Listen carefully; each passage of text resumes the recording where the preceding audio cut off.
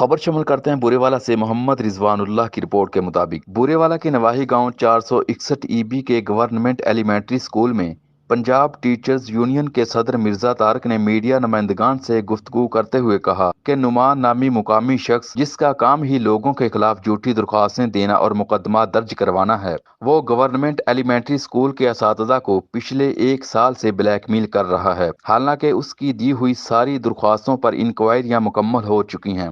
Deputy commissioner اور سی او education Vehari کی تحقیقات میں یہ ثابت ہو چکا ہے کہ مذکورہ شخص جھوٹا ہے۔ اس کے باوجود اگر نعمان نامی شخص باز نہ آیا تو ہم اپنے بے گناہ ٹیچرز کے حق کے لیے پنجاب بھر میں احتجاج کی کال کر دیں گے، جس کی ساری ذمہ داری محکمہ ایجوکیشن کی ہوگی۔ نعمان نامی شخص یا ان کے کوئی ساتھی وہ اس سکول میں بار بار مداخلت کر رہے ہیں اور اپنے آپ کو یہ کہہ رہے ہیں کہ اگر ہماری باتیں نہ مانی گئیں، اگر ہمارا حکم نہ مانا گیا تو ہم آپ لوگوں کو یہاں پر نہیں رہنے دیں گے۔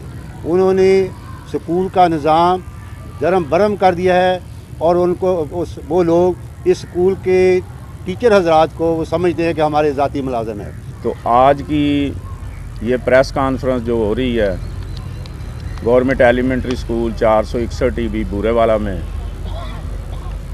تو میں اس پہ تھوڑی سی روشنی ڈالتا ہوں کہ تقریباً 1 سال سے اس گاؤں کے کچھ شر پسند عناصر اس سکول کے تعلیمی ماحول کو خراب کرنے کی کوشش کر رہے ہیں، جن کی ہم بھرپور مذمت کرتے ہیں۔ ہمارے افسران کی اور اب جو یہ 3 میں نے نام لیے نا، ظفر صاحب نے دن رات ہمیں ساتھ لے کر کوشش کی، محنت کی۔ یہ ریتلی زمین تھی، یہاں کچھ بھی نہیں ہوتا تھا۔ اتنی محنت کی ہے کہ ہم فقیر بن کے لوگوں سے ڈونیشنیں لیتے رہے اور اس پہ لگاتے رہے اور اسے حسب ضابطہ لگاتے رہے جی۔ اب بات یہ ہے جی، میں گلٹی ہوا، ٹھیک ہے، مان لیا۔ میری انکوائری اے یو نے کی، اے یو صاحب گلٹی ہو گئے۔ میری انکوائری ڈپٹی نے کی، ڈپٹی صاحب گلٹی ہو گئے۔ میری انکوائری ڈی او صاحب نے کی، وہ گلٹی ہو گئے۔